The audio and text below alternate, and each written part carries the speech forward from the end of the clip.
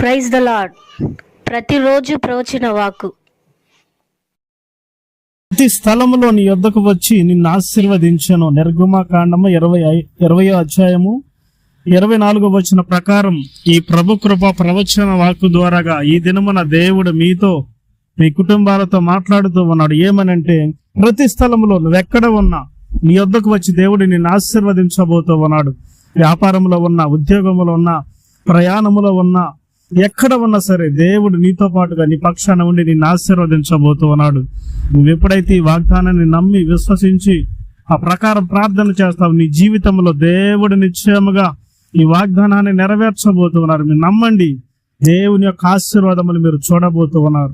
మీరు ఎక్కడికి వెళుతున్నా, ప్రయాణమై వెళుచున్నా, ఏ మార్గం ఉన్నా, ఏ స్థలం ఉన్నా, పొలములో ఉన్నా, ఎక్కడ ఉన్నా దేవుడు నిన్ను